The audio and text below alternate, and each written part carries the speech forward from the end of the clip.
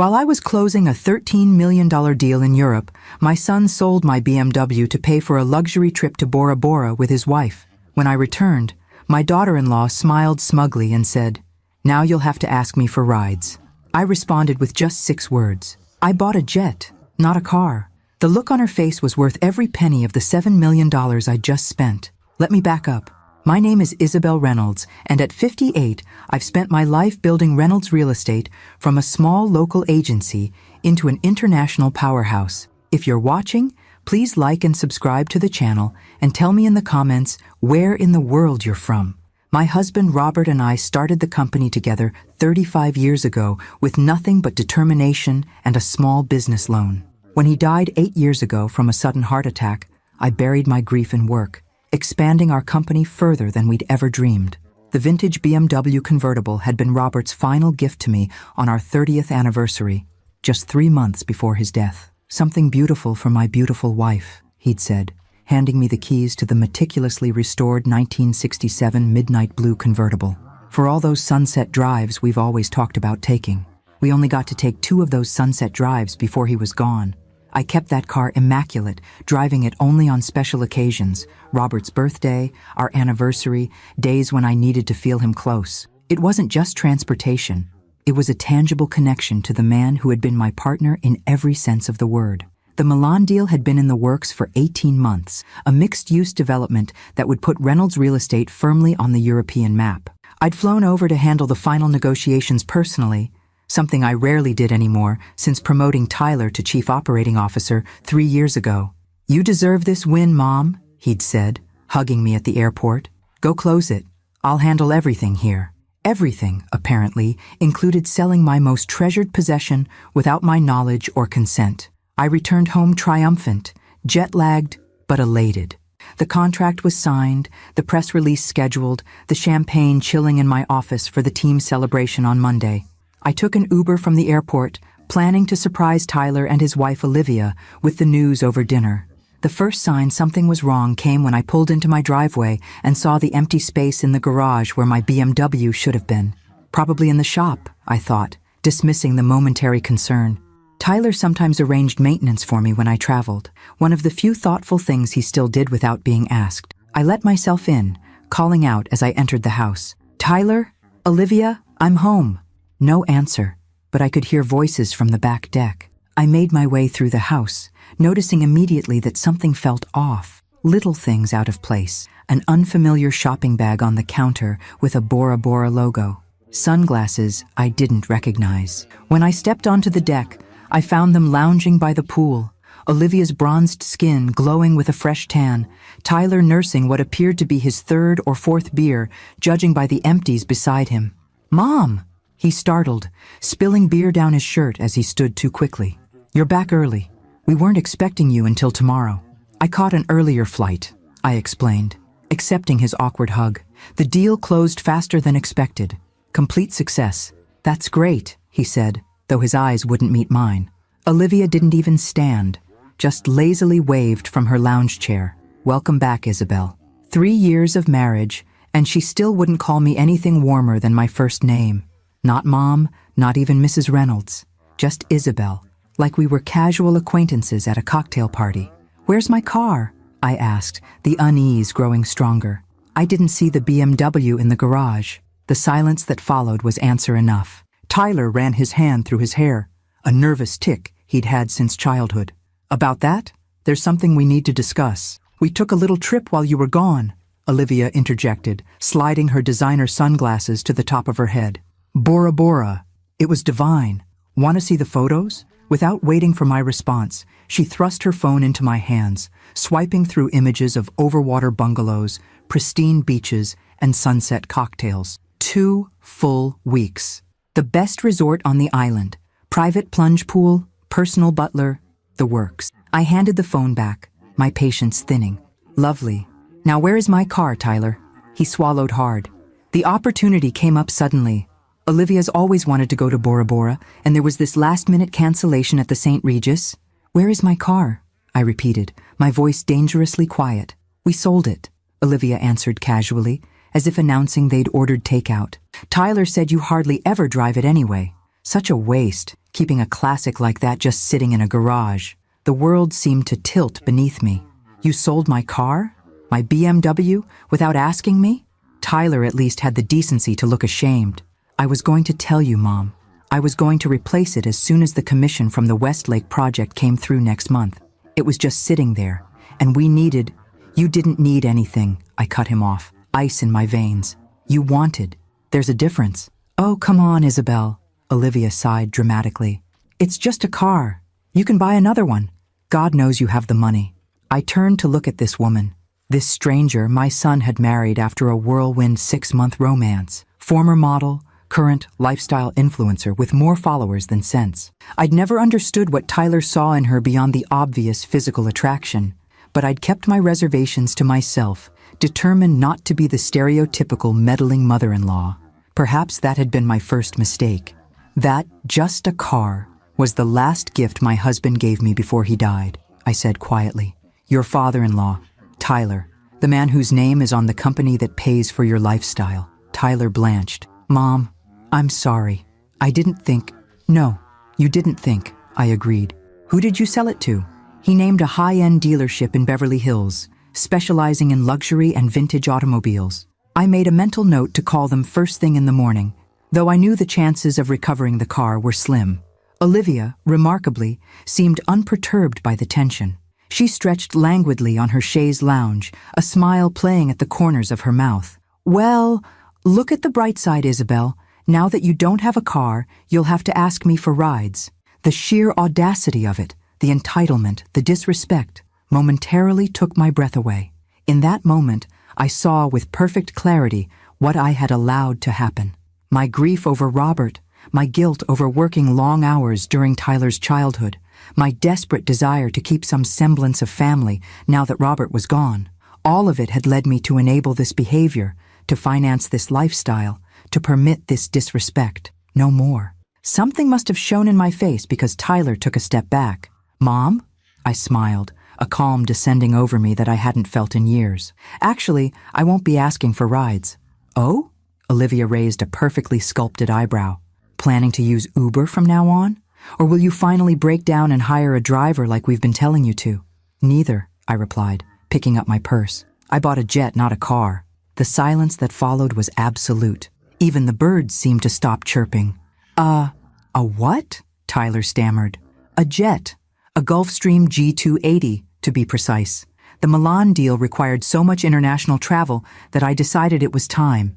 It's being delivered next week. I turned toward the house. I'll be packing a few things. I've decided to spend some time at the Manhattan apartment while I reconsider certain arrangements.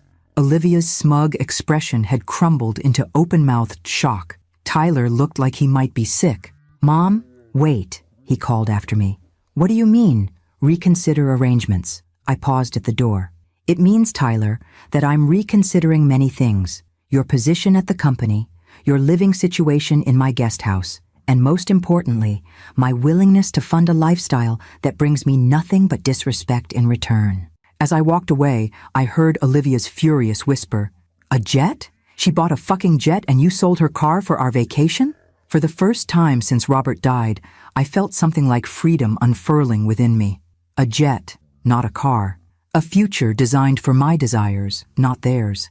A life reclaimed, one boundary at a time. And I was just getting started. The Manhattan apartment felt like a stranger's home when I first walked in.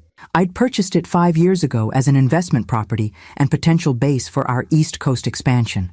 But I'd only stayed here a handful of times, usually for quick business trips. The furnishings were elegant but impersonal, chosen by an interior designer with instructions to make it suitable for entertaining clients. Now, as I rolled my suitcase into the spacious foyer, I realized this place was exactly what I needed. A blank slate, no memories of Robert. No evidence of Tyler and Olivia's intrusion into my life. Just clean lines, empty spaces, and floor-to-ceiling windows overlooking Central Park. My phone had been ringing incessantly since I'd left California. Tyler mostly, with a few calls from Olivia and several from the office. I silenced it, not ready to engage with any of them yet. First, I needed to think, really think, about how I'd arrived at this point. I poured myself a generous glass of wine from the bottle I'd picked up on the way from the airport and settled onto the pristine white sofa, kicking off my shoes and looking out at the New York skyline as twilight descended. How had I allowed things to deteriorate so badly? When had my son transformed from the sweet boy who made me handprint Mother's Day cards into a man who would sell my most precious possession without a second thought? When had I become so desperate for family connection that I'd tolerate such blatant disrespect? The answers weren't comfortable, but as the wine loosened the tight knot of anger in my chest, I forced myself to confront them. After Robert died, I'd thrown myself into work as a shield against grief, inadvertently pushing Tyler away during a time when we should have been supporting each other. By the time I came up for air 2 years later, he'd dropped out of business school and was drifting between half-hearted entrepreneurial ventures, burning through his trust fund with remarkable efficiency. Instead of allowing him to face the natural consequences of his choices, I'd bailed him out, repeatedly.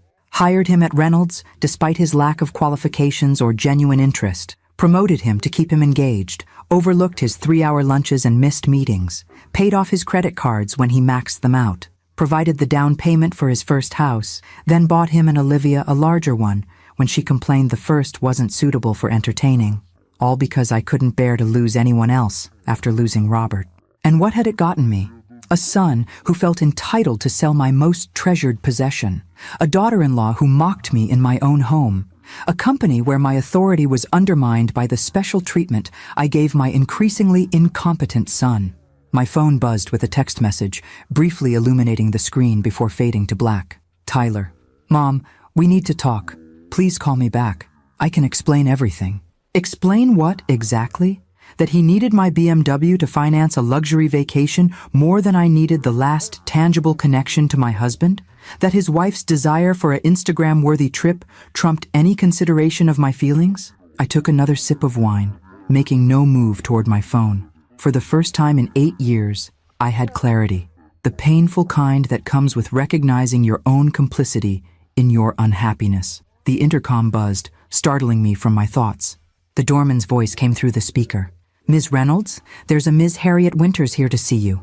She says you're expecting her?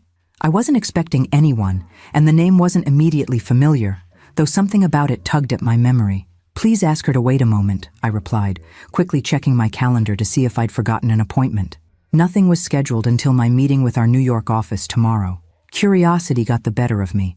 I pressed the intercom again.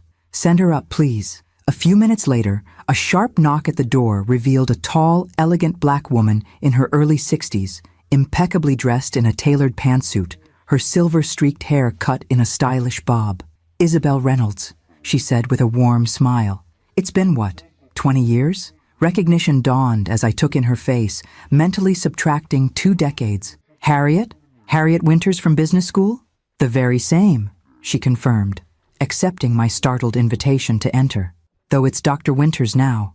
I finally finished that PhD we used to talk about. Memories flooded back. Late nights studying in the library. Dreams shared over cheap wine in our dorm room. Promises to start businesses that would revolutionize our respective industries. Harriet had been my closest friend during those 2 intense years of business school, before life and geography pulled us in different directions. How on earth did you find me? I asked, leading her to the living room. And how did you know I was in New York? She laughed, a rich sound that immediately transported me back to our younger days. Social media is both a blessing and a curse. When Reynolds Real Estate announced its expansion into the European market this morning, complete with a photo of you signing the Milan contract, it appeared on my LinkedIn feed. I recognized you instantly and did some digging. That doesn't explain how you knew I was here, not in California, I pointed out, offering her a glass of wine, which she accepted with a nod. That was admittedly more detective work than social media. I called your corporate office, pretending to be an old friend, which is true, and your assistant mentioned you'd unexpectedly decided to work from the New York office this week. After that, it was just a matter of having my driver wait outside until you arrived. I raised an eyebrow. That's borderline stalking, Harriet.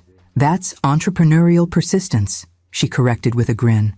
A quality you always admired in me, as I recall. She wasn't wrong. Harriet had always been fearless, determined, slightly outrageous in her pursuit of her goals. It was one of the things I'd most loved about our friendship. So, she continued, settling onto the sofa beside me. The question is, why is Isabel Reynolds hiding in New York the day after closing the biggest deal of her career instead of celebrating with her team in California? I hesitated, not accustomed to confiding in anyone, especially someone I hadn't seen in 2 decades. But something about Harriet's direct gaze broke through my usual reserve. My son sold my car while I was in Europe, I said simply. My late husband's last gift to me. He sold it to finance a vacation with his wife. Harriet's expression shifted from curiosity to outrage. He did what? Once I started talking, I couldn't stop. The whole story poured out: Robert's death, my retreat into work, Tyler's transformation from promising student to entitled adult, my enabling behavior, Olivia's disrespect, and finally, the BMW and the private jet. You bought a jet? Harriet burst out laughing when I reached that part of the story. Oh, that is magnificent. I would have paid good money to see their faces. Despite myself, I smiled. It was rather satisfying. I imagine so. She studied me over the rim of her wine glass. So what now? You're hiding out in New York, avoiding your son's calls and reconsidering everything, I admitted. My relationship with Tyler, his role in the company, my own future. Harriet nodded thoughtfully. When my husband left me for his 24-year-old research assistant 10 years ago, I had a similar reckoning. Painful, but necessary. What did you do? I asked, genuinely curious. A slow smile spread across her face. I rebuilt my life on my terms, finished my PhD, started my consulting firm, bought a house in Paris where I spend 3 months each year, adopted 2 rescue greyhounds, learned to tango. She shrugged elegantly. I stopped living for others and started living for myself. Just like that? I couldn't keep the skepticism from my voice. Not just like anything. It was terrifying, messy. Some days I wasn't sure I'd make it through. But Isabel, she leaned forward, her eyes intense. It was worth every difficult moment. Because now, at 63, I'm living exactly the life I want. Not the one my ex-husband wanted, or my parents expected, or society prescribed. Mine. Something loosened in my chest at her words. A tension I hadn't even realized I was carrying. I don't even know what I want anymore, I confessed. I've been so focused on the company, on Tyler, on preserving what little family I have left. Then that's your first task, Harriet declared, setting down her glass with a decisive click. Figuring out what Isabel wants, separate from Reynolds' real estate, separate from being Tyler's mother or Robert's widow. And how exactly do I do that? She grinned, a mischievous expression that instantly shaved decades off her face. You start by having dinner with an old friend who's in town for only 2 more days. Then you consider coming to Paris next month when I return there. The rest? She waved a hand expansively. We'll figure out as we go. For the first time since discovering my BMW was gone, I felt something other than anger and betrayal. Something that felt dangerously like hope. Dinner sounds perfect, I said, reaching for my phone to silence it as Tyler's name flashed on the screen yet again. Let me get my coat. As we headed out into the New York evening, Harriet linked her arm through mine with the easy familiarity of our college days. You know, I always thought you'd be the one to buy a private jet before me. Some things never change. I laughed, surprising myself with the genuine sound. Some things do change, though, and I'm starting to think that might be exactly what I need. Behind us, my phone continued to buzz silently on the coffee table. My son's increasingly desperate messages going unanswered as I stepped into the first evening of my new life. 3 days into my New York sabbatical, as I'd begun thinking of it, my temporary peace was shattered by a commotion at my apartment door. Ms.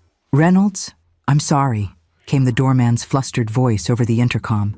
Your son insisted on coming up. I tried to call first, but it's all right, Frank. I sighed, already hearing Tyler's voice in the background. You can send him up. I took a deep breath, straightening my shoulders as I prepared for the confrontation I'd been avoiding. Part of me had known this moment was inevitable. Tyler wasn't likely to accept my sudden boundary setting without a fight, especially when his comfortable lifestyle hung in the balance. When I opened the door, my son looked nothing like the polished COO of Reynolds Real Estate. His hair was disheveled, his eyes bloodshot, his typically immaculate clothing rumpled as if he'd slept in it on the red-eye flight. Mom, he said, relief evident in his voice. Thank God. You haven't been answering your phone. I thought, I was worried.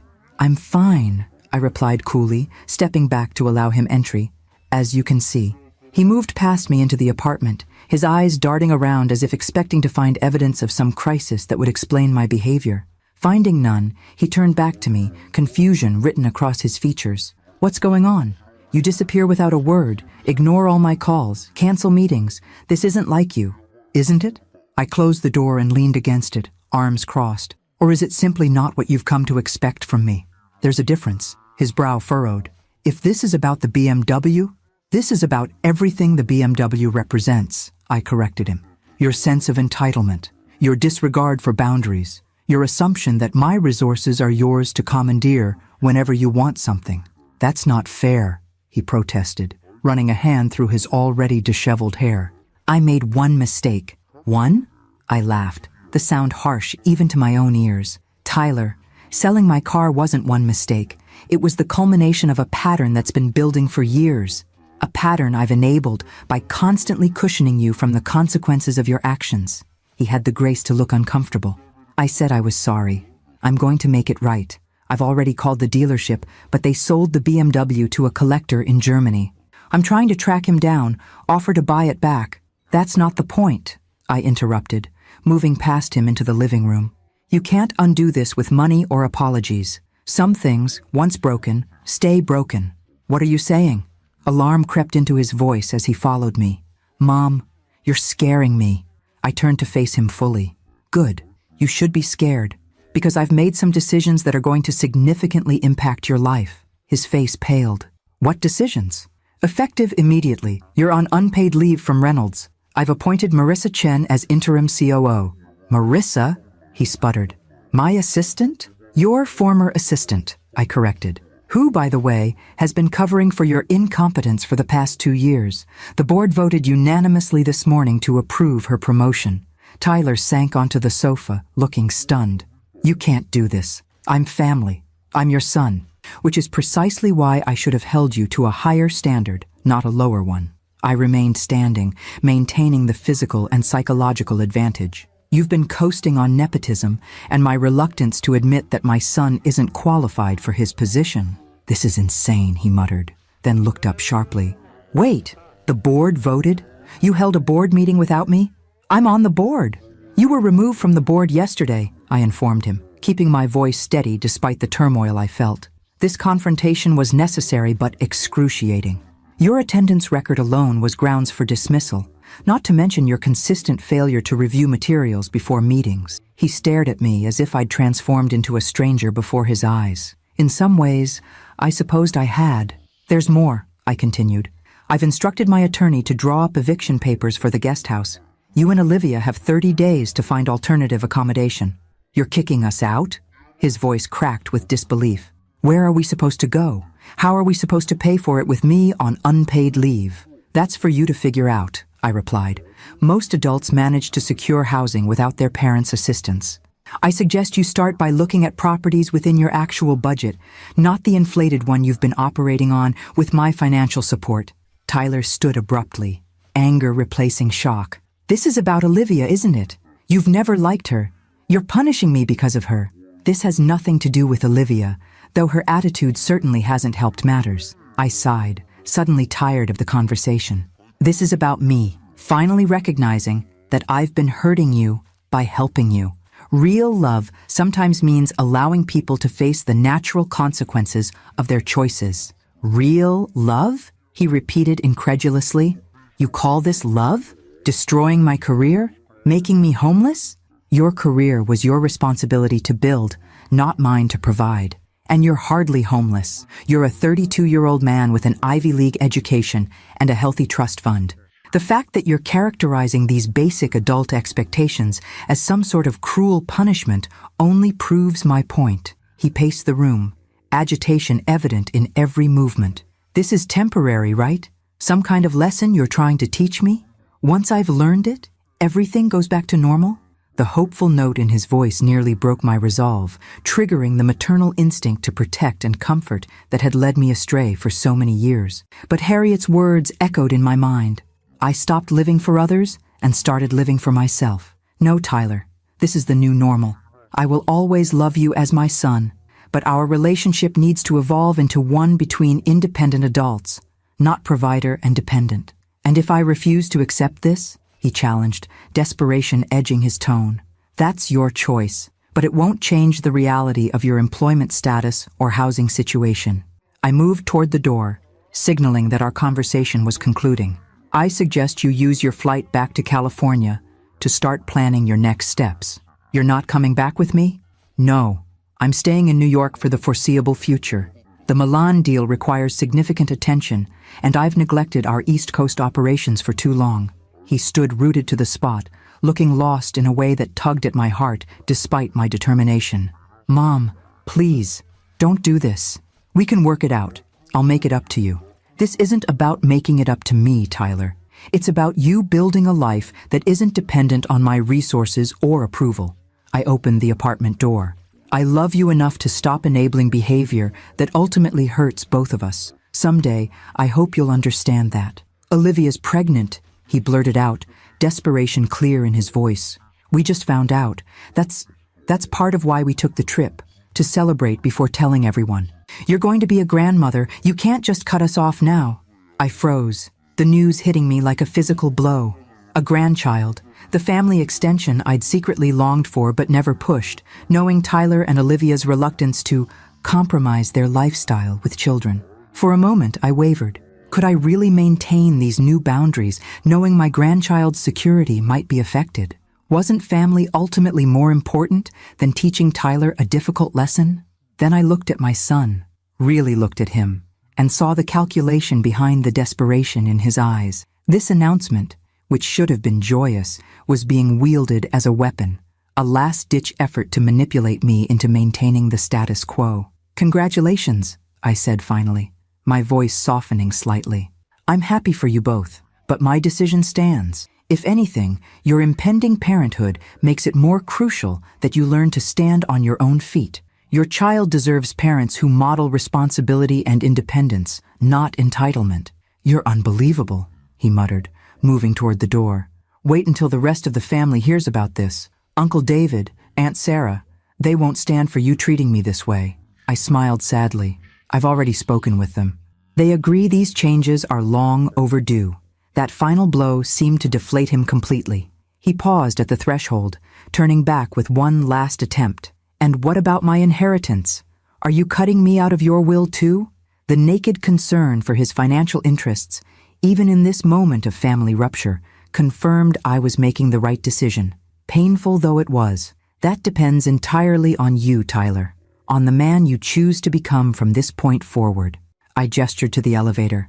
Safe flight home. After he left, I leaned against the closed door, tears finally breaking free to stream down my face. Setting these boundaries was the right thing, the necessary thing, but that didn't make it any less agonizing. I loved my son.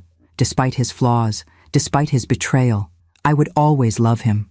But love without respect was unsustainable, and the path to restoring that respect required this painful reset. My phone buzzed with a text from Harriet, just checking in. How did it go with Tyler? About as well as could be expected, I replied. He played the grandchild card. Her response came quickly. Ouch. Standing firm? Yes. Hardest thing I've ever done. Most worthwhile things are. Dinner tonight to celebrate your backbone? I know a little place in Soho that makes a martini strong enough to fortify even the wobbliest resolve. I smiled through my tears, grateful for her understanding and support. Perfect. I'll need it. Apparently, I'm going to be a grandmother. Congratulations. All the joy of babies with the blessed ability to give them back when they cry. Another excellent reason to reclaim your life. Grandmothers should be having too much fun for babysitting duties. Her perspective shifted something in me, transforming the news from a complication in my plan to a joyful addition to my evolving life. A grandchild didn't have to mean sacrificing my newfound independence. It could mean expanding my capacity for love while maintaining healthy boundaries. As I moved away from the door to prepare for my dinner with Harriet, I caught sight of my reflection in the hallway mirror. The woman staring back at me looked tired but resolute, sad but determined. A woman finally choosing herself after decades of putting everyone else first. A jet, not a car, I whispered to my reflection. reminding myself of the moment when everything had changed. The moment when I'd finally understood that I deserved more than the scraps of respect my son and daughter-in-law deigned to throw my way. My phone rang. Marissa Chen, the newly appointed interim COO, calling for guidance on a contract issue. I answered, pushing thoughts of Tyler and his manipulation aside for now. There would be time to process the emotional fallout of our confrontation later. Right now, I had a company to run, a new life to build, and a martini date with an old friend who understood exactly what I was going through. For the first time in 8 years, I felt like I was truly moving forward, not just going through the motions of a life shaped by grief and obligation. And despite the pain, despite the uncertainty, it felt like freedom. The martinis with Harriet proved to be exactly what I needed: strong, clarifying, and accompanied by the kind of unvarnished truth that only comes from someone with nothing invested in your decisions. We laughed more than I had in years, reminiscing about our business school days and catching up on the decades between. "You know what Robert would say about all this, don't you?" Harriet asked as we shared a decadent chocolate dessert. I tensed slightly at the mention of my late husband. "What? About damn time, Izzy," she said, perfectly mimicking Robert's gruff affection. "He always said you were too soft on Tyler." A surprised laugh escaped me. "He did?" Every time we spoke, which wasn't often enough, but still. She pointed her fork at me. "He worried about it, Isabel. Worried that Tyler would never develop the backbone needed to run the company you two built." I stared at her, stunned. "Robert never said anything like that to me." "Of course not. You were already insecure about your parenting because of all the time you spent building the business. He didn't want to add to that." She shrugged. "But he told me, the last time I saw him at that conference in Chicago, about 6 months before he died, said Tyler was showing all the signs of becoming one of those entitled rich kids who ruins everything his parents built." The revelation hit me like a physical blow. All these years, I'd been compensating for what I thought were my failures as a mother, trying to make up for the business trips and missed school events. And all along, Robert had seen the danger in my overcompensation. "Why didn't you tell me this before now?" I asked, not angry, but genuinely curious. Harriet sipped her espresso. "Would you have believed me? Or would you have dismissed it as me misunderstanding Robert, or remembering incorrectly, or having some agenda of my own?" She was right. In my grief, I'd clung to a narrative that cast me as the neglectful mother and Tyler as the wounded son. It had given my guilt somewhere to land, my grief something to shape itself around. The truth, that Robert had recognized our son's character flaws early on, was too uncomfortable to accept until now. "I've been such a fool," I murmured. "No," Harriet corrected firmly. "You've been human, grieving, loving, trying your best with the emotional tools you had available, but now you're seeing clearly, and that's what matters." Back in my apartment that night, I found myself drawn to the small photograph of Robert I'd placed on the bedside table, the only personal touch in the otherwise anonymous space. His smile beamed at me from behind the glass, eyes crinkled at the corners in the way I'd always loved. "I'm sorry," I whispered to his image. "I should have been stronger sooner, but I'm fixing it now, I promise." My phone chimed with an email notification. I almost ignored it, but the sender's name caught my eye. Davis Klein, my attorney. The subject line read simply, "Urgent, Tyler Inquiry." With a sense of foreboding, I opened the message. "Isabel, Tyler contacted me today requesting information about your estate planning, specifically regarding the trust arrangements and your current will. He claimed you had asked him to verify some details in light of recent changes. When I informed him that I could not discuss such matters without your explicit authorization, he became quite agitated. I thought you should be aware of this attempted end run around your privacy. Given our conversation yesterday regarding potential updates to your estate documents, this timing seems suspicious at best. Call me tomorrow if you wish to discuss. Best regards." Davis' cold anger washed through me, replacing the melancholy nostalgia of moments before. Not even 24 hours after our confrontation, and Tyler was already trying to determine how my death might benefit him financially. The calculated nature of it, contacting my attorney under false pretenses, attempting to circumvent proper channels, revealed a depth of entitlement and manipulation I hadn't wanted to acknowledge. I typed a quick reply, thanking Davis for his discretion and confirming I had authorized no such inquiry. Then I sent a text to Marissa Chen. Please restrict Tyler's access to all company financial systems immediately. Change all passwords. Revoke all credentials. Security Protocol Alpha. Her response came almost instantly, despite the late hour. Already done after your call this afternoon. Anticipating this move, I smiled grimly. There was a reason I'd promoted Marissa. She had the foresight and decisiveness Tyler had always lacked. Another text appeared. This one from Olivia. We need to talk. Tyler isn't handling this well. Think about your grandchild. The emotional manipulation was so transparent it was almost laughable. I deleted the message without responding, then blocked her number. Tyler's would be next if he continued down this path. Making my way to the expansive windows overlooking the city, I took in the glittering Manhattan skyline. From this height, everything looked orderly, purposeful, beautiful in its complexity. If only human relationships could be so clearly defined. My reflection stared back at me from the glass, a woman at a crossroads, finally seeing the map clearly after years of fog. The pain of Tyler's betrayal, both the original sale of my car and this latest attempt to access my will, was still acute, but beneath it ran a current of something stronger. Resolve. I would not be manipulated. I would not be guilted. I would not surrender the peace I'd fought so hard to reclaim. Not even for my child. Not even for my grandchild. A text from Harriet broke into my thoughts. Breakfast tomorrow? I know a place that makes the kind of Bloody Mary that puts everything in perspective. Perfect, I replied. I have news about Tyler you won't believe. Oh, I'll believe it, came her quick response. I'm just glad you finally do too. I turned away from the window, from my reflection, from the glittering city that seemed to offer endless possibilities. Tomorrow would bring new challenges, new attempts at manipulation from Tyler and Olivia, new decisions about my company and my future. But for the first time since selling my car, I felt fully equipped to face them. The jet, it turned out, wasn't just a status symbol to put my entitled daughter-in-law in her place. It was a metaphor for the life I was reclaiming, elevated, unbound by others' expectations, navigating above the turbulence of emotional manipulation. A jet, not a car, I whispered to myself as I prepared for bed. 6 words that had changed everything, and I was just beginning to soar. Breakfast with Harriet the following morning proved even more revelatory than our dinner. As I recounted Tyler's attempt to access my will information, her expression shifted from outrage to calculation. He's panicking, she observed, stirring her Bloody Mary, which means he'll get sloppier before he gets smarter. What do you mean? Think about it.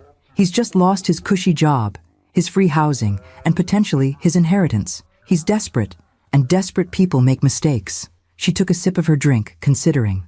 What else has he had access to? Bank accounts, investment portfolios, property deeds? A cold weight settled in my stomach. Everything. After Robert died, I added Tyler as a signatory on most accounts for emergency purposes. The properties are protected in the company name, but not all of them? Harriet guessed shrewdly. The house in Aspen is in my personal name, I admitted. Robert and I bought it before we created the corporate structure for asset protection. Harriet pulled out her phone and began typing rapidly. Call your bank now, and your investment manager. Right now, Isabel. Something in her tone brooked no argument. I stepped away from our table, making the calls with growing dread. By the time I returned, my hands were shaking. He tried to access my investment account this morning, I confirmed, sinking back into my chair. The manager flagged it because the request was for a 7-figure transfer to an unfamiliar account. Harriet nodded grimly. And the Aspen property? Nothing yet, but I've put a freeze on any transactions related to it. Good. She signaled the waiter for the check. Now we need to get ahead of this. No more reactive measures. It's time to play offense, not defense. Ah, what did you have in mind? A slow, dangerous smile spread across her face. Remember Miranda Jeffries from business school? The one who went into corporate security after that scandal with her father's company? Vaguely, I said, trying to place the name with a face from 2 decades ago. Wasn't she the one who caught the CFO embezzling? Exactly. She now runs one of the top private investigation firms in the country, specializing in white-collar crime and digital forensics. Harriet finished her drink with a flourish, and she owes me a favor. 3 hours later, I sat in a sleek midtown office across from Miranda Jeffries, a striking woman in her late 50s with penetrating green eyes and a no-nonsense demeanor that instantly inspired confidence. Let me get this straight, she said after I'd explained the situation. Your son sold your car without permission, potentially attempted to access your financial accounts without authorization, and tried to obtain information about your will under false pretenses? Yes, I confirmed, the bald summation making it sound even worse than I'd allowed myself to acknowledge. And you want to know what else he might have done that you don't yet know about? Exactly. Miranda tapped her pen against her notepad thoughtfully. This will require a thorough digital forensic investigation. We'll need to examine all accounts he's had access to, review communication records, trace any unusual transactions from the past few years, not just recent activity. How long will that take? I asked, already dreading what might be uncovered. For a preliminary assessment, about a week. For a complete picture, likely a month. She fixed me with a direct gaze. I need to be clear, Isabel. Once we start digging, we can't unknow what we find. Are you prepared for what this might reveal about your son? The question struck at the heart of my hesitation. Was I ready to know the full extent of Tyler's betrayal? Could our relationship survive whatever Miranda's investigation uncovered? But the alternative, remaining willfully ignorant while he potentially undermined my company, my finances, my very legacy, was unthinkable.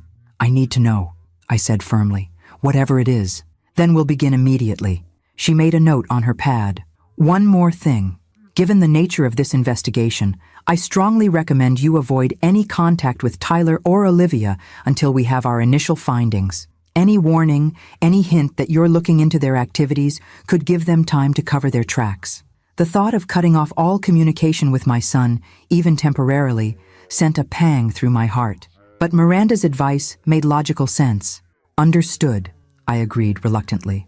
After signing the necessary paperwork and providing Miranda's team with access to my accounts, I left her office feeling simultaneously relieved and terrified. Whatever Tyler had done beyond selling my car would soon be exposed to the harsh light of professional scrutiny. How do you feel? Harriet asked as we walked back toward my apartment through the crisp autumn air. Like I'm betraying my own child, I admitted. And yet he betrayed you first, she finished for me.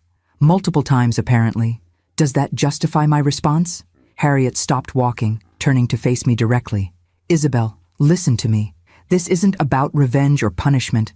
This is about protecting yourself and everything you've built. If Tyler has been misusing his access to your accounts, that's not just a family matter. It's potentially criminal. You have a responsibility to yourself, to your employees, to your legacy, to uncover the truth. Put that way, my course of action seemed not just justified, but necessary. Still, a mother's heart is a complex thing. Even as I nodded in agreement with Harriet's assessment, part of me hoped Miranda's investigation would reveal nothing more than the violations I already knew about. Back at my apartment, I found myself restless, unable to concentrate on work despite the mounting emails from the office. My phone buzzed with another text from Tyler, the fifth since our confrontation yesterday. Mom, please call me. This has gone too far. Olivia's upset, I'm upset, everyone's upset. We need to talk. I started to type a response, then remembered Miranda's warning about maintaining distance until the investigation yielded results. Instead, I set the phone aside and moved to the window, gazing out at Central Park below. How had we reached this point? What series of choices, mine and Tyler's, had led us down this path of mutual distrust and wounded feelings? And more importantly, was there any way back from this precipice, or had the foundation of our relationship been irrevocably damaged? My phone rang. Not Tyler this time, but Marissa Chen. Isabel, she began without preamble. We have a situation at the office. Tyler showed up this morning demanding access to his email and files. When security denied him entry based on your instructions, he became disruptive. I closed my eyes, imagining the scene. Define disruptive. He threatened to call the police, claiming illegal termination.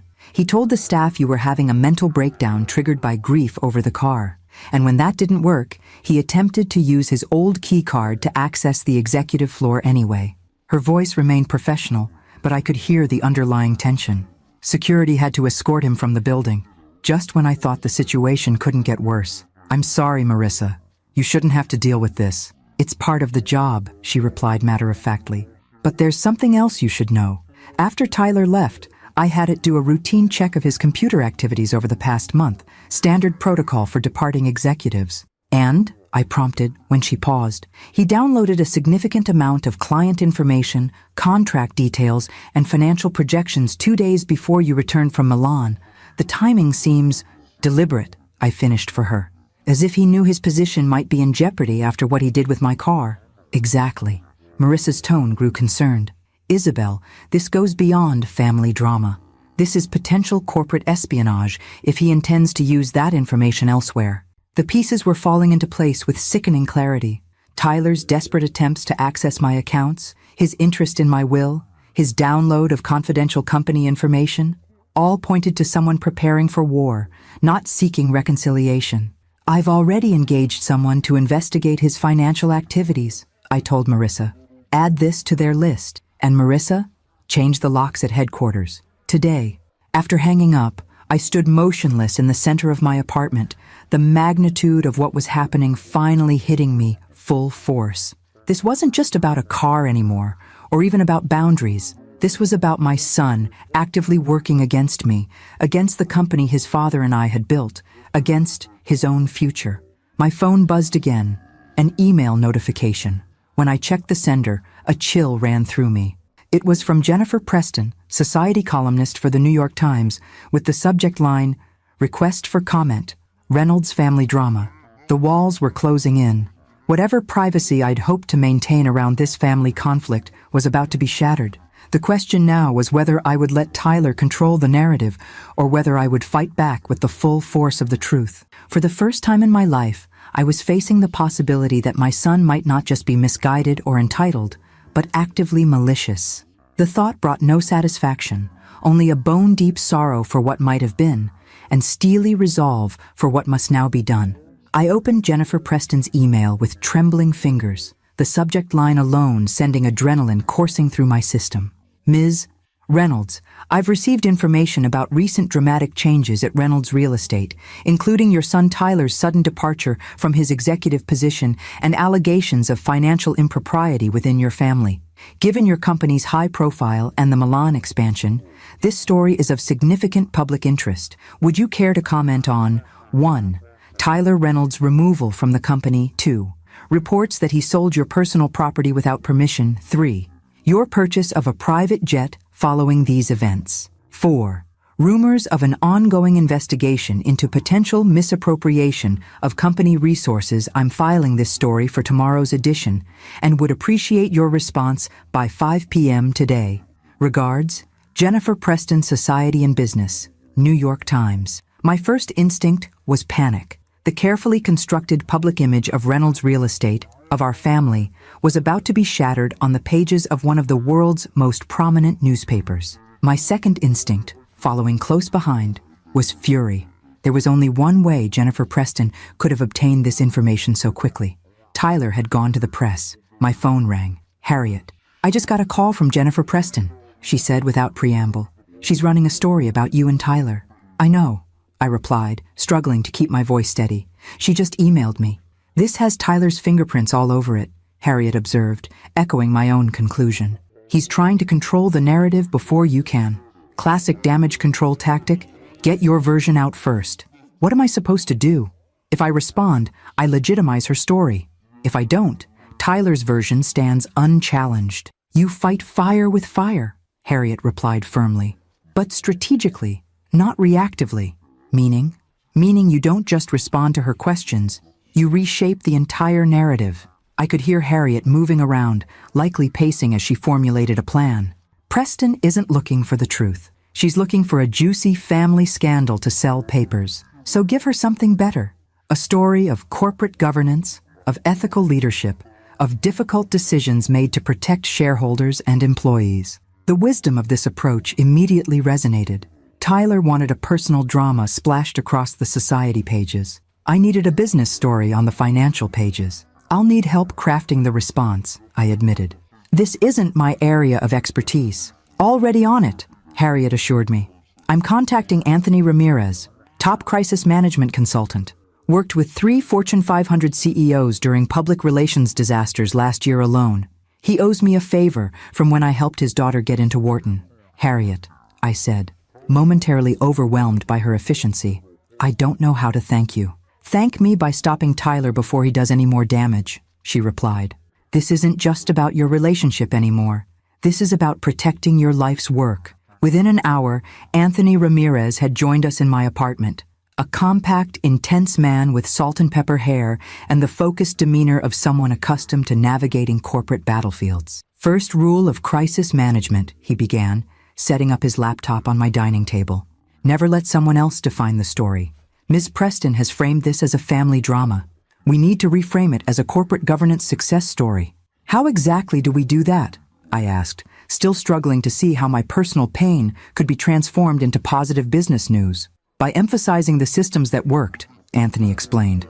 "Security protocols that identified unauthorized access. Corporate leadership making tough decisions to protect company interests. Succession planning that allowed for smooth transition during a difficult period." He began drafting a statement, fingers flying across the keyboard with practiced efficiency. "We won't deny what happened," he continued as he worked. "Denials just invite deeper investigation. Instead, we'll acknowledge the basic facts while redirecting the focus. Yes, your son is no longer with the company. Yes, there was an incident involving personal property. Yes, leadership changes were made. But these become evidence of Reynolds Real Estate's commitment to proper governance and accountability, not a tawdry family scandal." I watched over his shoulder as the statement took shape. Professional, measured, forward-looking. It acknowledged personnel changes in senior management and the implementation of standard security protocols following these changes, but provided no salacious details about my relationship with Tyler. "What about the private jet?" I asked. "That seems hard to spin as a corporate governance issue."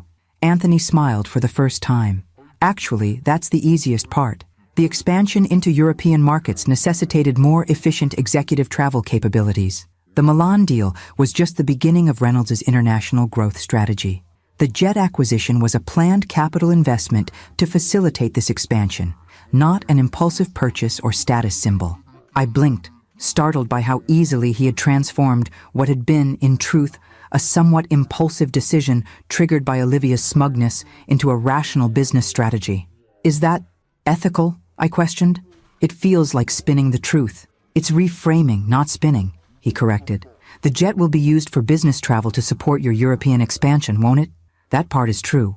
The timing might have been influenced by personal factors, but the business justification is solid. By late afternoon, we had crafted a statement that acknowledged the basic facts while positioning Reynolds Real Estate as a company committed to proper governance, even when difficult personnel decisions involved family. Anthony also prepared me for a potential follow-up interview, drilling me on how to redirect probing personal questions back to business fundamentals. "Remember," he cautioned as he packed up his materials, "no matter what they ask, pivot to the strength of your leadership team, the success of the Milan deal, and the company's bright future. Personal details are off limits. I don't comment on family matters should become your mantra." After he left, I sent the carefully crafted response to Jennifer Preston, then sat back, emotionally drained, but slightly more confident. Whatever story ran tomorrow would at least include my perspective, not just Tyler's narrative. "How are you holding up?" Harriet asked, pouring us each a glass of wine from a bottle Anthony had thoughtfully brought along. "Like I'm living someone else's life," I admitted. 2 weeks ago, I was in Milan closing the biggest deal of my career, excited to share the news with my son. Now I'm hiring private investigators and crisis management consultants to protect myself from him. "It's a lot," she acknowledged, "but you're handling it with more grace than most would." My phone buzzed with a text from Marissa. "Security system at headquarters updated. All locks changed. IT completing audit of Tyler's digital activities." I showed the message to Harriet. "The company at least is secure. Now I just have to worry about what else he might try personally." "Let Miranda's team handle that," Harriet advised. "You need to focus on running your company and preserving your public image. The rest will sort itself out." As if on cue, my phone rang. Miranda Jeffries. "Isabel," she began without preamble, "my team has found something you need to know about immediately. Are you somewhere private?" I put the phone on speaker so Harriet could hear. "Yes. What is it?" "We've been reviewing your financial records, focusing initially on accounts Tyler had direct access to. There's a pattern of irregular transfers from your personal accounts to an offshore LLC over the past 18 months. Small amounts initially, growing larger recently.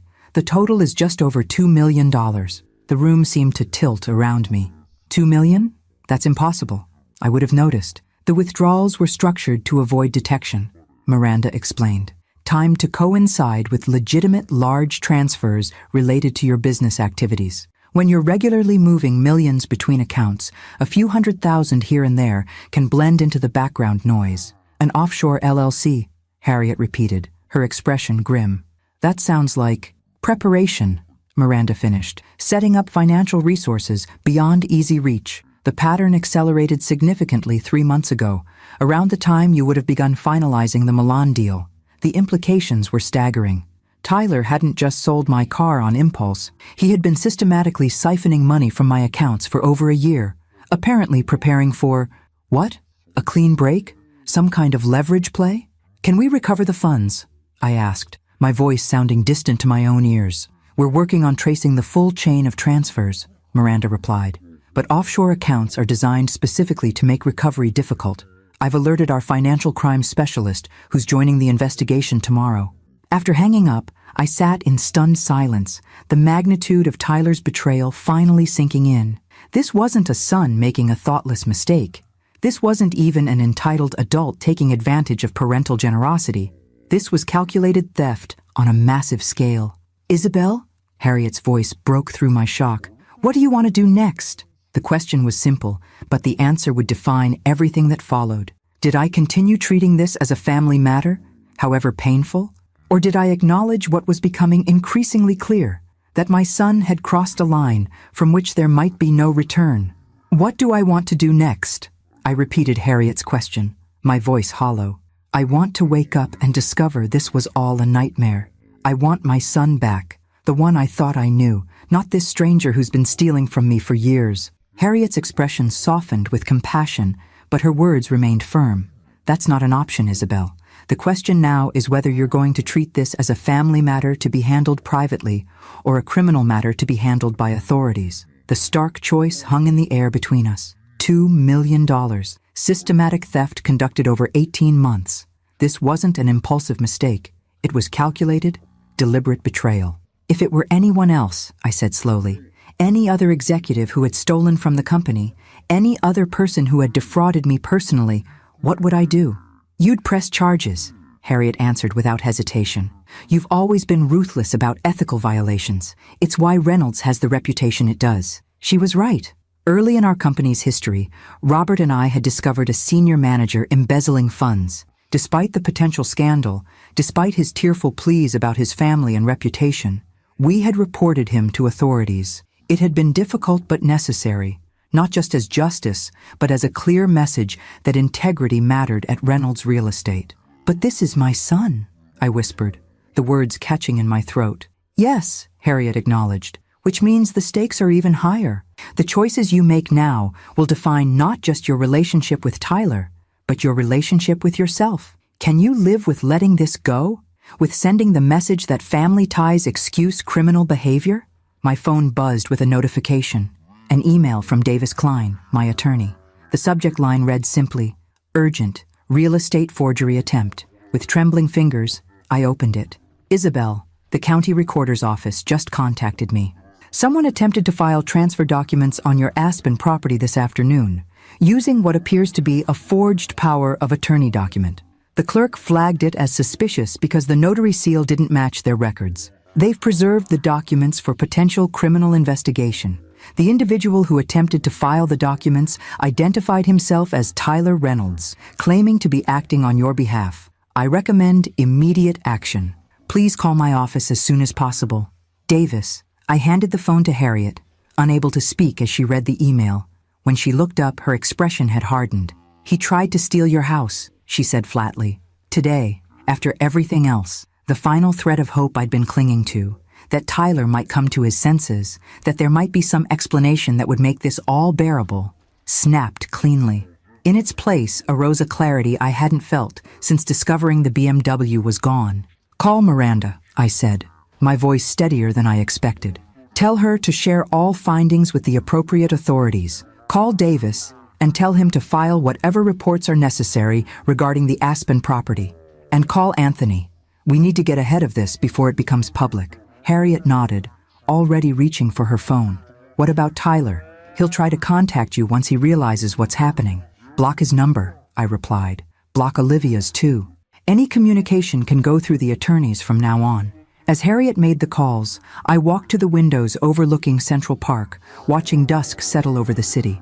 The pain in my chest was physical, as if something were being torn from me. In a way, it was. The identity I'd held for 32 years as Tyler's mother, as his protector and supporter, was being ripped away, replaced by something harder and colder. Victim, whistleblower, accuser. Yet beneath the pain lay something else. A bedrock of certainty that I was doing what needed to be done. Not out of vengeance, not out of anger, but out of respect for myself and the values I'd built my life around. My phone rang, a number I didn't recognize. I almost declined it, suspecting Tyler might be using someone else's phone to reach me, but something made me answer. Mrs. Reynolds, this is Detective James Morales, Financial Crimes Division, NYPD. We've received some concerning information from a private investigator named Miranda Jeffries regarding potentially fraudulent financial activities. Would you be available to come to the station tomorrow morning to discuss this matter? Yes, I replied, surprised by the steadiness in my voice. I'll be there. And detective? I believe I'll have additional information to share regarding attempted property fraud as well. After hanging up, I returned to the dining table where Harriet was finishing her calls. The momentum of events felt both terrifying and inevitable now, like standing at the crest of a wave about to break. It's done, Harriet said simply. Miranda is cooperating with authorities. Davis is filing reports about the Aspen property. Anthony is preparing a statement for when this becomes public. Thank you, I said, reaching across the table to squeeze her hand. For everything. Don't thank me yet, she replied grimly. This is just the beginning. Once the criminal process starts, it takes on a life of its own. Are you prepared for what that means? For seeing Tyler possibly arrested? For testifying against him if necessary? The questions hit me like physical blows, but I forced myself to consider them honestly. Could I stand in a courtroom and provide evidence against my own child? Could I endure the public spectacle of a trial, the media coverage, the inevitable questioning of my parenting and judgment? I don't know if I'm prepared, I admitted. But I know I couldn't live with myself if I didn't hold him accountable. Not anymore. My phone buzzed again, a text from an unknown number. Mom, it's Tyler. They're blocking my calls. Please talk to me. This is all a misunderstanding. I can explain everything. Think about the baby. Your grandchild needs me there, not in jail. Please. The naked manipulation, the attempt to use his unborn child as a shield, only reinforced my resolve. I showed the message to Harriet without responding to it. He's desperate, she observed, which makes him dangerous. You should consider security precautions. You think he might try something? The idea seemed absurd, despite everything. He's angry and entitled, but he's not violent. People do unpredictable things when cornered, Harriet replied, and Tyler is definitely cornered now. As if to underscore her point, my phone lit up with a call from Marissa Chen. Isabel, she said, her usually composed voice tight with tension. Tyler showed up at the office again. When security refused him entry, he became physical. They had to restrain him, and the police were called. He's been arrested for assault and trespassing. The final piece of my world collapsed inward. My son, Robert's son, in police custody for assault. How had we arrived at this unimaginable place? Thank you for letting me know, I managed. Is everyone all right? The security guard has minor injuries, a sprained wrist from the altercation. The company will cover all medical expenses, of course. After ending the call, I sat motionless, trying to process this latest development. Tyler's desperation had escalated to violence. The choices before me now were even starker than before. Isabel? Harriet's voice broke through my shock. What do you need right now? What did I need? Safety? Clarity? Some path forward through this nightmare that would allow me to look at myself in the mirror tomorrow. I need to make one more call, I said, reaching for my phone with new determination. To Olivia. Harriet raised an eyebrow. Are you sure that's wise? No, I admitted. But there's an innocent party in all this that we haven't considered fully. My grandchild. Whatever happens with Tyler, I need to make sure Olivia understands I don't hold her or the baby accountable for his actions. It wasn't forgiveness. Not yet. Maybe not ever. But it was the first small step toward whatever future awaited on the other side of this catastrophe. A future where, regardless of what happened with Tyler, I would not allow his actions to define the entirety of my family relationships. As I dialed Olivia's number, I felt the weight of decades of choices, mine and Tyler's, pressing down on me. But for the first time since this ordeal began, I also felt the faintest glimmer of something like hope. Not for reconciliation or easy resolution, but for the possibility of rebuilding something honest from the ashes of what had been destroyed. 6 words had started this journey. I bought a jet, not a car. The next 6 would be even more consequential. I choose truth over comfortable lies. Olivia answered on the first ring, her voice wary. Isabel, I didn't expect to hear from you. I'm sure you didn't, I replied, keeping my tone neutral despite the emotions churning within me. I understand Tyler has been arrested. A sharp intake of breath. How did you... Never mind. Yes, they're processing him now. I'm at the police station. The background noise confirmed her location. Muffled announcements, phones ringing, the general bustle of a busy precinct. Olivia, I'm calling for one reason only. Whatever happens between Tyler and me, whatever legal consequences he faces for his actions, I want you to know that I don't hold you or your baby responsible.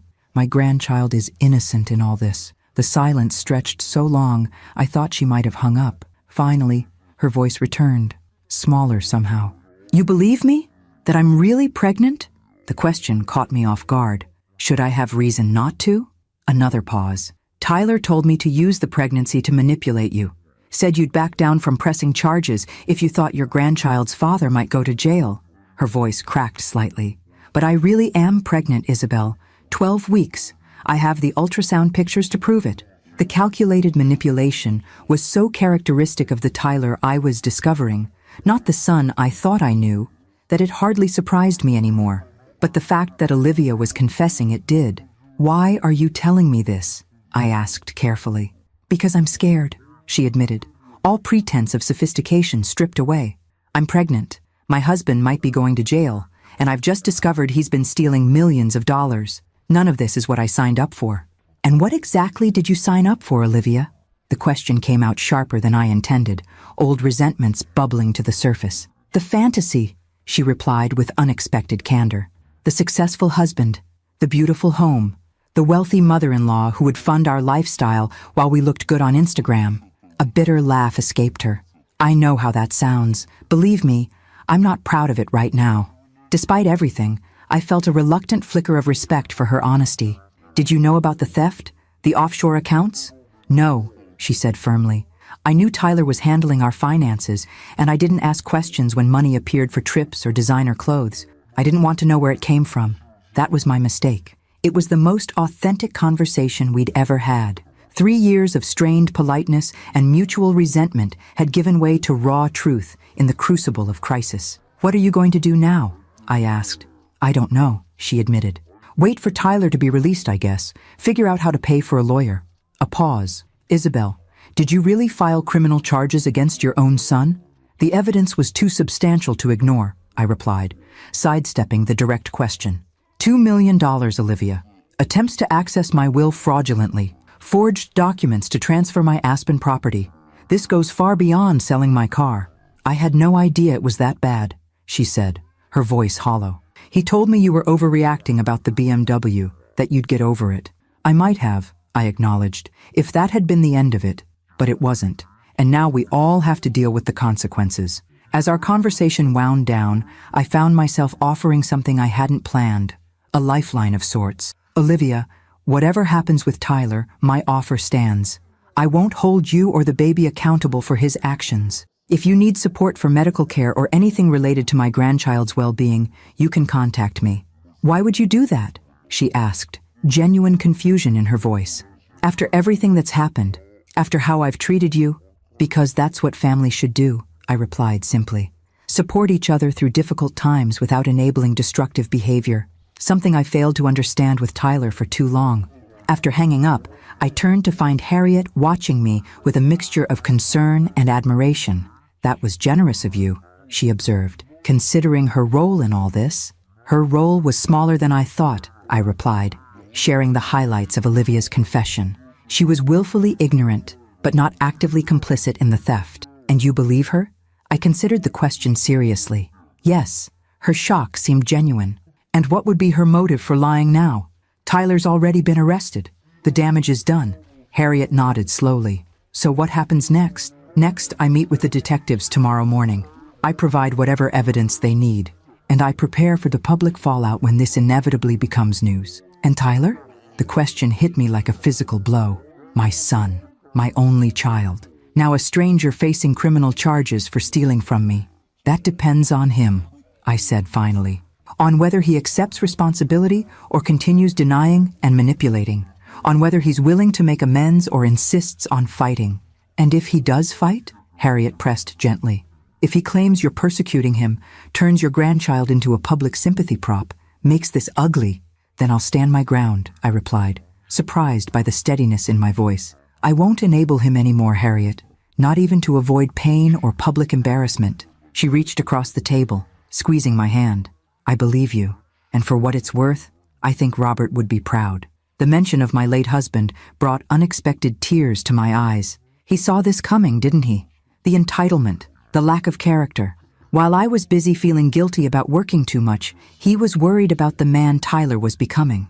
He saw warning signs, Harriet confirmed. But Isabel, neither of you could have predicted this level of betrayal. Don't torture yourself thinking you could have prevented it. My phone buzzed with an email notification. Anthony Ramirez sending the draft statement he'd prepared for when news of Tyler's arrest became public. The subject line read, Reynolds, CEO upholds corporate integrity despite personal cost. The narrative transformation was skillful, positioning me as a leader of principle, unwilling to apply different standards to family than to anyone else in the organization. It mentioned the difficult decision to cooperate with authorities and emphasized Reynolds Real Estate's unwavering commitment to ethical business practices at all levels. Not a word about the personal devastation I was experiencing. Nothing about the sleepless nights ahead, the questioning of every parenting decision I'd ever made, the grief for the relationship that might never be repaired. Just clean corporate language that transformed my personal tragedy into a business ethics case study. It's good, I acknowledged, forwarding the statement to Marissa with instructions to release it if news of Tyler's arrest broke overnight. Professional, appropriate. But, Harriet prompted, hearing the reservation in my voice, but it feels like I'm erasing the human element. The fact that this is my son, not just some executive who violated company policy. You're not erasing it, Harriet countered. You're compartmentalizing it. The public doesn't need or deserve access to your personal pain. That belongs to you alone. As evening deepened into night, we made plans for the days ahead. Harriet would accompany me to the police station tomorrow. Anthony would handle media inquiries. Miranda would continue her financial investigation, now in cooperation with law enforcement. And I would somehow find the strength to face whatever came next. You should try to get some sleep, Harriet advised as she prepared to leave.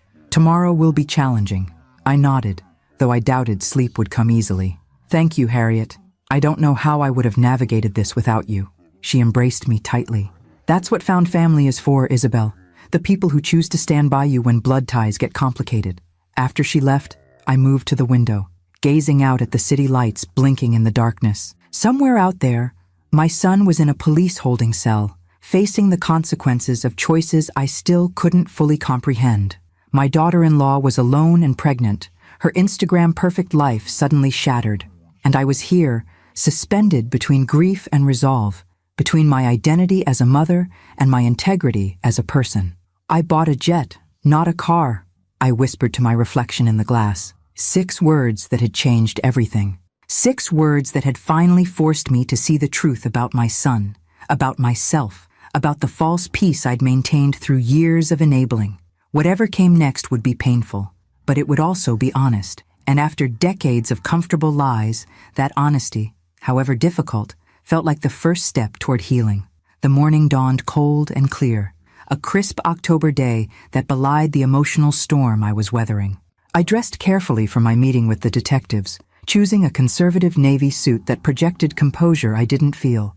My fingers trembled slightly as I fastened pearl earrings, Robert's gift on our 25th anniversary. He should be here, I whispered to the empty room, a rare moment of vulnerability in the solitude of my apartment. He would know what to do, but Robert wasn't here. He hadn't been here for 8 years. And in his absence, I had allowed our son to become someone neither of us would have recognized. Harriet arrived precisely at 8, bringing coffee and a quiet strength that steadied me.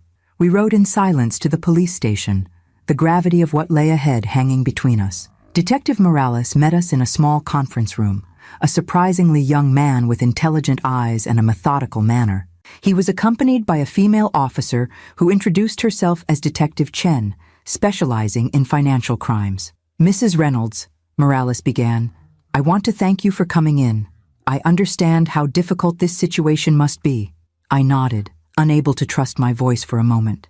"We've received the preliminary report from Ms. Jeffries' team," Detective Chen continued, opening a thick folder. "Combined with the information about the attempted property transfer in Aspen and yesterday's incident at your company headquarters, we have enough to proceed with formal charges against Tyler Reynolds." "What exactly are those charges?" I asked, forcing myself to face the reality head-on. "Grand larceny, fraud, forgery, assault, and criminal trespass," Morales listed dispassionately. "Given the dollar amounts involved, these are serious felonies." "I understand," I said, my voice steadier than I expected. "What happens next?" "Tyler has been arraigned this morning. Bail is set at $1 million. Given the flight risk, specifically the offshore accounts we've identified, the judge set a high threshold. $1 million. An amount that would have been impossible for most people, but that I could easily provide." The unspoken question hung in the air. Would I? "Has he posted bail?" I asked instead. "Not yet," Chen replied. "He requested a public defender, which suggests he doesn't have immediate access to funds. Or he was manipulating again, trying to appear destitute to engender sympathy." I pushed the cynical thought away, disturbed by how quickly I'd come to expect the worst from my own child. The interview continued for nearly 2 hours as I provided detailed statements about the unauthorized transfers, the stolen BMW, the attempted property fraud, and the years of financial support I'd provided that contextualizes Tyler's actions. Harriet stayed beside me, her steady presence a lifeline as I recounted painful details of my son's betrayal to strangers. As we were concluding, Detective Morales slid a manila envelope across the table. "There's something else you should know, Mrs. Reynolds. During the standard search of your son's possessions upon arrest, officers found these documents." With trembling fingers, I opened the envelope. Inside were copies of what appeared to be medical records. My medical records, reports from my annual physical 6 months ago, notes from my doctor about mild hypertension, a recommendation for a cardiac stress test I'd never gotten around to scheduling. "I don't understand," I said, looking up in confusion. "Why would Tyler have these?" "We were hoping you might have some insight," Chen replied, watching my reaction carefully. "These were found along with several life insurance policies taken out in your name, with Tyler Reynolds listed as the sole beneficiary. Policies you apparently signed for last year." A cold dread washed through me. "I never signed any life insurance policies." The detectives exchanged glances. "That's what we suspected," Morales said quietly. "The signatures appear to match other forgeries we've identified. The implications were too horrible to contemplate. My son, my child, had not only been stealing from me, but potentially positioning himself to benefit from my death. We don't have evidence of any direct threat to your safety," Chen added quickly, seeing the color drain from my face. "But given these discoveries, we strongly recommend security precautions." I nodded mechanically, my mind still reeling from this final betrayal. "Of course." Outside the police station, I leaned against a concrete pillar, suddenly unsteady on my feet. Harriet gripped my elbow, supporting me. "Isabel, do you need to sit down?" "He was planning for my death," I said, the words tasting like ash. "My own son, gathering medical information, forging life insurance policies." "We don't know that for certain," Harriet cautioned, though her expression revealed her own shock. "There could be other explanations, but we both knew there weren't." "Not really. Not when combined with everything else we'd discovered." My phone buzzed. A text from Olivia. "They're saying Tyler won't be released today. Bail is set at $1 million. I don't have that kind of money." What should I do? What indeed? Post bail for a son who had systematically betrayed me, who might have been contemplating worse, or leave him in jail, knowing he was still my child, still the baby I had held in my arms 32 years ago. You don't have to decide this minute, Harriet reminded me gently. Take some time. Process what we just learned. I nodded, grateful for her wisdom. This decision couldn't be made from shock or emotion. It required the same clear-eyed assessment I'd bring to any critical business judgment. As we walked to the waiting car, a familiar voice called my name. Turning, I saw Olivia hurrying toward us, her designer handbag incongruous against the grim backdrop of the police station. "Isabel, please," she said, slightly breathless. "I need to talk to you." "This isn't a good time, Olivia," Harriet interjected, moving protectively closer to me. "It's important," Olivia insisted, her usual polished confidence replaced by genuine distress. "It's about Tyler, about things I found after he was arrested." Something in her expression gave me pause. "What things?" She glanced around nervously. "Not here. Can we go somewhere private?" 20 minutes later, we sat in a quiet corner of a nearby cafe, Olivia's hands trembling slightly as she placed a folder on the table between us. "I found these hidden in Tyler's home office last night," she said, pushing the folder toward me. "Behind the false bottom of a desk drawer, I was looking for our insurance information and found this instead." Inside were more documents, printouts of offshore account statements, records of transfers, and most disturbingly, a detailed inventory of my assets, complete with notes about which ones could be liquidated quickly and which might require more time. "There's more," Olivia said, her voice barely above a whisper. "Bank statements showing large transfers to someone named Marcus Fletcher over the past year." I looked him up. He's a disbarred attorney with fraud convictions. I stared at the evidence of my son's methodical betrayal, each page revealing a depth of calculation I still struggled to comprehend. "Why are you showing me this?" I asked finally, looking up to meet Olivia's gaze. "Because I need you to understand that I didn't know," she replied, tears filling her eyes. "I knew Tyler was financially irresponsible. I knew he depended on you too much. But this," she gestured at the documents, "this level of deception, of planning, I had no idea." For the first time, I truly believed her. The shock and betrayal in her expression mirrored what I'd felt discovering the BMW was gone. That initial moment when the foundation of trust crumbles, revealing something rotten beneath. "What will you do now?" I asked. She placed a protective hand on her still flat stomach. "I don't know.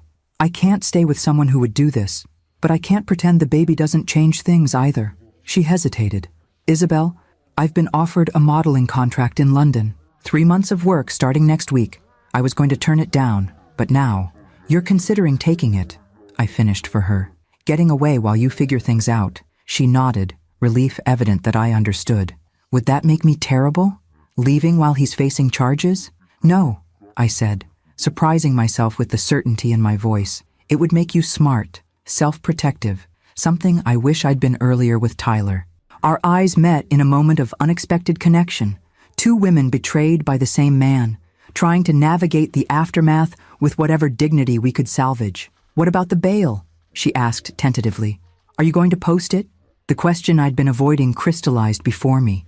Was I willing to help Tyler avoid the immediate consequences of his actions? Could I justify that, knowing what I now knew? "No," I said finally.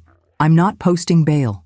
Tyler needs to understand that some bridges, once burned, can't be easily rebuilt." Olivia nodded, something like respect flickering in her eyes. "I understand. And Isabel, thank you for not hating me for my part in all this, for thinking of the baby despite everything." As she gathered her things to leave, I made an impulsive decision. The offer I made yesterday, about supporting you and the baby regardless of what happens with Tyler, it still stands. Including help with getting to London, if that's what you decide. "Why would you do that?" she asked, echoing her question from our phone conversation. "Because moving forward requires breaking destructive patterns," I replied, "and because my grandchild deserves a fresh start, unburdened by their father's mistakes." After Olivia left, Harriet rejoined me, having tactfully given us privacy for our conversation. "Well?" she prompted. "What did she want?" I showed her the documents, watching her expression shift from curiosity to shock to grim understanding. "So now we know," she said finally. "This wasn't impulsive, wasn't a mistake, was premeditated," I finished. "Calculated, strategic." I took a deep breath, the weight of certainty settling over me. And now I know exactly what I need to do next. That evening, Alone in my Manhattan apartment, I faced the hardest decision of my life. The evidence was overwhelming, the betrayal complete. My son, the baby I had nursed, the child I had raised, the man I had enabled, had systematically stolen from me while potentially preparing for worse. The documents Olivia had discovered left no room for doubt or rationalization. I moved to my desk and opened my laptop, pulling up the document I'd been avoiding all day. The formal statement prepared by Davis Klein outlining my decision regarding Tyler's criminal case. It required only my signature to become official, my consent to fully cooperate with prosecutors, to testify if necessary, to stand against my own son in the interest of justice. My hand hovered over the keyboard, memories flooding through me unbidden. Tyler at 5, proudly showing me a drawing of our family. Tyler at 12, falling asleep against my shoulder on a rare evening when I'd made it home in time for bedtime stories. Tyler at 18, handsome in his graduation robe, the future still bright with promise. Where had that boy gone? At what point had he transformed into this stranger who could meticulously plot against his own mother? And how had I been so blind to it? My phone rang. Marissa Chen with an update from the office. The Milan expansion team needed decisions on staffing. The board wanted a statement about leadership transition plans.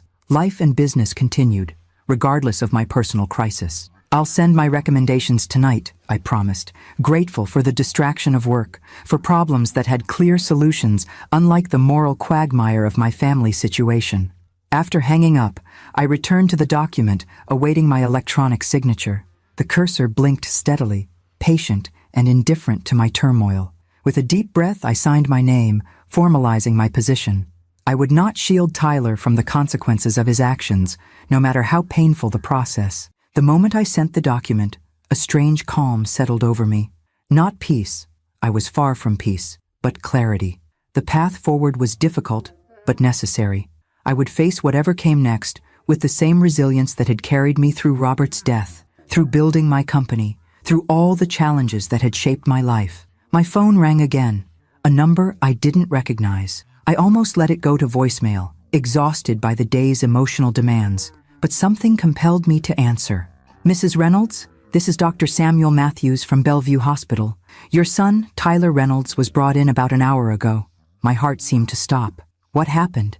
Is he all right? He attempted self-harm while in custody, the doctor explained, his voice carefully neutral. The injuries are not life-threatening, but he's been placed on psychiatric hold for evaluation. I'll be right there, I said automatically, already reaching for my coat. Mrs. Reynolds? The doctor continued, I should warn you, he's specifically requested that you not be allowed to visit. He's an adult, so legally we must respect his wishes. The rejection stung, even after everything. I understand, but I'd like to come anyway, just to speak with his doctors if possible. Of course, ask for me when you arrive. The hospital corridors were harshly lit, antiseptic and impersonal, a fitting backdrop for this latest chapter in our family tragedy. Dr. Matthews met me in a small consultation room, his expression compassionate but professional. Mr. Reynolds is stable, he assured me.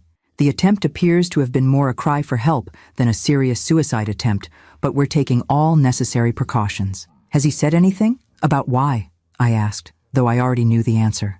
He's been speaking with our staff psychiatrist. Apparently, he learned today that additional charges were being filed related to identity theft and fraud. Something about life insurance policies? The doctor's questioning tone invited explanation, but I simply nodded, unwilling to detail the full scope of Tyler's betrayal to a stranger. Can I at least see him, even if he won't speak to me? Dr. Matthews hesitated. I can allow you to observe briefly from the nurse's station. Sometimes just seeing that family as present can be beneficial, even if the patient isn't ready for direct interaction. From behind the glass partition, I watched my son lying in a hospital bed, wrists bandaged, staring blankly at the ceiling. He looked smaller somehow, diminished, nothing like the confident executive who had once carried my hopes for the future of Reynolds Real Estate. Nothing like the smug son who had announced selling my BMW with casual entitlement. Just a lost, broken man facing the wreckage of choices he couldn't undo. I pressed my palm against the cold glass, the closest I could come to touching him.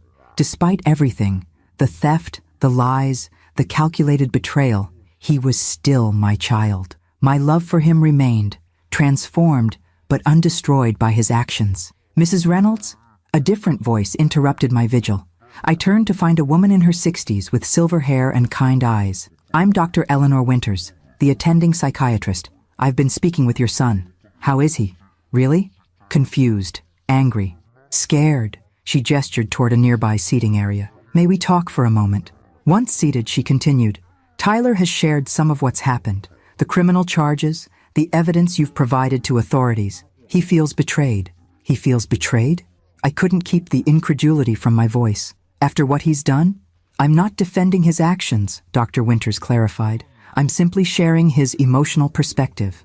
In his mind, families should protect each other absolutely, regardless of behavior. The distortion was so profound, it momentarily took my breath away. Even when that behavior includes systematic theft and fraud, forged documents, potential life insurance fraud. As I said, I'm not defending it, just helping you understand where he is mentally right now. She studied me carefully. The question is, where are you? What do you hope for going forward? The simple question caught me off guard. What did I hope for?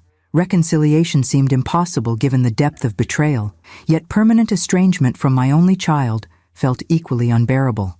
I want justice, I said finally, but I also want healing. I just don't know if both are possible. Dr. Winters nodded thoughtfully. They can be, but it's a long road, one that requires accountability first, reconciliation later, if ever. And it depends entirely on whether Tyler can acknowledge what he's done, not just the legal consequences, but the emotional damage. And will he? Can he? I asked, desperate for some professional insight into my son's capacity for genuine change. I don't know, she admitted. That's for him to decide. But I can tell you this, enabling him further, protecting him from consequences, would only hinder whatever potential for growth exists. Her words confirmed the path I'd already chosen. Difficult though it was, I would not bail Tyler out, literally or figuratively. I would not retract my cooperation with authorities. I would not pretend his betrayal was anything less than what it was. But I would also not close the door completely on some future reconciliation, should he ever truly face his actions and seek to make amends. As I left the hospital that night, the crisp autumn air filled my lungs, bringing with it a sense of possibility that had been absent in the suffocating aftermath of Tyler's betrayal. Tomorrow I would fly to Milan to personally oversee the next phase of our European expansion. Next month, I would visit Harriet in Paris, my first real vacation in years. And in the spring, God willing, I would welcome a grandchild, a new beginning amid so many painful endings. My phone buzzed with a text from Marissa. The jet is scheduled for final inspection tomorrow, ready for its first official flight whenever you are. I smiled, remembering the 6 words that had started this journey of painful discovery and unexpected liberation. I bought a jet, not a car. Simple words spoken in a moment of righteous anger, yet they had catalyzed a transformation I could never have anticipated. They had forced me to see the truth about my son, about my own enabling behavior, about the woman I wanted to be going forward. As I slid into the waiting car, I caught a glimpse of my reflection in the window, tired but resolute, sadder but wiser, wounded but unbroken. The path ahead was uncertain, filled with legal proceedings, public scrutiny, and difficult emotions still to be processed. But for the first time since discovering my BMW missing, I felt genuinely optimistic about the future. My future, shaped by my choices, lived on my terms. Whatever happened with Tyler, whatever challenges awaited, I would face them with the clarity that comes from finally choosing truth over comfort, integrity over appearances, self-respect over enabling. The jet, after all, was just the beginning.